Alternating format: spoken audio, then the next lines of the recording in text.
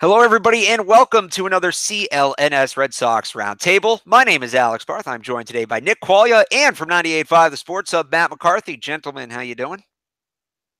What's happening? Doing well, Alex. Happy to be alongside today. We are about halfway through spring training now, so we thought it would be a good opportunity to check in once again. First of all, it's March 10th, and we're halfway through spring training. Season starts absurdly early this year, right? Or is that just me? Yeah, I feel like it's on like a rotation. I feel like this does this every couple of years. March 29th, though, early as hell. Yeah. Thank God they're not playing in Cleveland early this year. They Right. open up in Tampa. That's nice. Glad to see Major League Baseball finally figured out that you shouldn't be playing games in early April and late March in places like Cleveland. It really is absolutely absurd that they do that. But yeah, they'll be in Tampa and then Miami. And the question we posed last time we spoke, and the question we're going to pose again because we have new information: will Blake Swihart be with the team for that season opener down in Tampa? Will he make the opening day roster? Still kind of without a position, but his offense, some think, have been there. 9 games, he's hitting 385, slugging 467. He's got 6 doubles and a home run, 8 RBIs, 4 walks, 5 strikeouts. Now, those are good numbers. The 385 is great, but isn't he supposed to be a power bat? I feel like those power numbers, right? Just 1 home run in 9 games and 30 at bats. Maybe I'm being a grouchy old man. I feel like his home run number should be higher. I feel like that's really the reason. If you're keeping him on this team, it's for a power boost. It's not to hit 385 because he's not going to do that over a long period of time. Matt, your thoughts?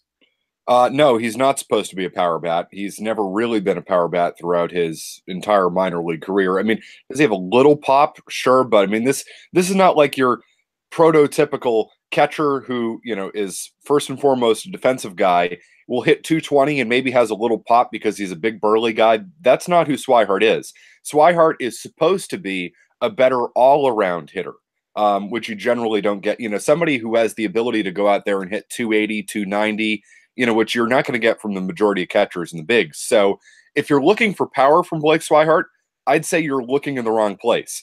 Now, he's never really shown the ability consistently to be a excellent hitter at the big league level. Granted, he hasn't had a lot of opportunities. He's been hurt. So, but if you're looking for power from him, I'm just saying you're probably expecting it, looking it in the wrong place. Well, let me rephrase that. I don't mean that he's a guy who's going to come in and hit 35, 40 home runs, but I mean he has the ability to use the wall, hit doubles, go to extra bases. Not that he's a home run power guy, but kind of can hit the ball all over the field to all fields kind of guy. Yeah, I think that's more in line with what Swihart could do, but I would say he's never done that at the big league level. So if you're expecting Blake Swihart to all of a sudden figure it out, I think you're expecting a little bit too much. Here's how I view Swihart. Swihart is a guy who's not good enough defensively to be an everyday catcher in the big leagues. He's probably not a outstanding enough hitter to justify putting him behind the plate on a day-to-day basis because, again, he's not very good defensively. I think the advantage that a guy like Blake Swihart gives you is he can do a lot of things. You can move him around the field. I mean, when they moved him to left field, he played there pretty well. I know people hated that decision for some reason. I think people who have never watched him catch hated that decision. But you can move him around the field. He's a utility guy. If he can be a utility guy who can also catch a little bit, there's an advantage. There's something that Blake Swihart can do that almost no other utility guy can do around the league. I think that's what you're going to get from Blake Swihart. If he can move around, catch a little bit, come on late games, run for catchers, run for Vasquez, run for Leon, in situations, and then you can put him behind the plate, for a few innings. That's the advantage of a guy like Blake Swihart. I think if you're expecting anything more, then you just haven't watched this guy play. Nick, what do you think?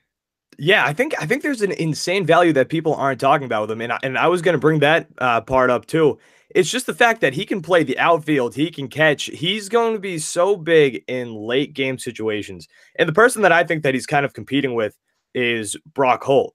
And that's his advantage over Brock Holt. I think he's a better hitter than Brock Holt.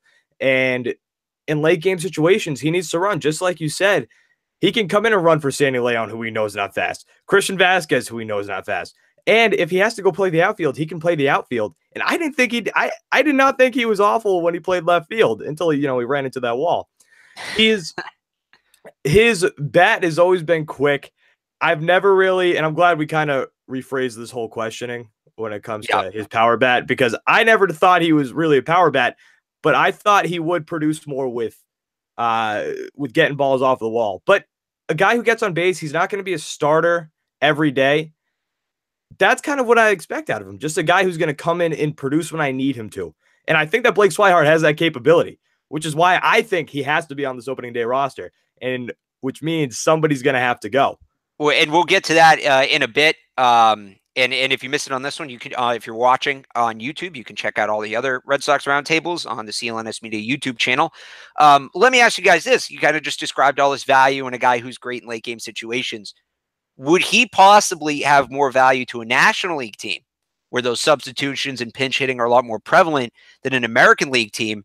And I think, honestly, just given the Red Sox history and his history in Boston, there's as good of, if not a better chance that he is moved before the season starts, as opposed to on the roster. I think a National League team, based on the player you guys just described, would be all over that and maybe willing to overpay for that a little bit. So what do you guys, I guess, what would you rather see, and what do you think will happen by opening day? He's traded or he's on the roster?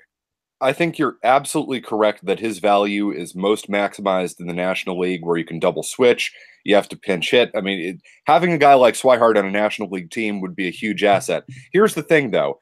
I don't think they're going to get much for him, even though, we bring that up, because he's never done it at the big league level. I mean, we're projecting here with Blake Swihart. So I think Swihart's value to the Red Sox is greater than what any other team is going to be willing to give up for him. I'm still at the point with Swihart. I want to give him a chance. I want to see him play a full season, which he's never played at the big league level, before I start dumping him off to the Arizona Diamondbacks or something. Because again, you're still not going to get enough value in return for Swihart to justify trading him. So come on, Blake Swihart for Zach Greinke. Who says no? Come on. Yeah, exactly. No, absolutely. I think you got to keep him on the roster. And just what we're just saying, there's too much value. I think he's going to end up on this roster. I don't think they're going to trade him, because realistically, what are you going to? The Red Sox are looking right now, if they're going to make a move, I think, for a middle of the rotation veteran pitcher. I don't think you're going to get that with Blake Swihart. No. After this season, he produces, he shows something, he shows that he can stay healthy. Then we can have this conversation again next season. But this whole no options thing is kind of throwing a logjam into this whole conversation. This kid has talent. I think he has a lot of talent. It just stinks to figure out where to put this talent. I don't want to see him moved, but he's not going to get an everyday role. And eventually, I think he can prove to have an everyday role. That's where I disagree. I'm not so sure that Blake Swihart is an everyday player in the bigs. And again, just because defensively, behind the plate, I don't think you can justify putting him there every day. And I don't know if he's a good enough hitter. I don't know if he's an impact enough hitter to put him, say, in the outfield every day, where you need more power from your outfielder. Yeah. First base, that's a power position. Third base, which he could probably play. I mean, this guy was a high school shortstop. So if you put him at third base, he could probably figure it out there too. But again, those are power positions. So Swihart's a bit of a tweener, because sure, if he could catch, then you would take his offensive production behind the plate any day of the week. In theory, again, we're projecting his offensive ability. Yep.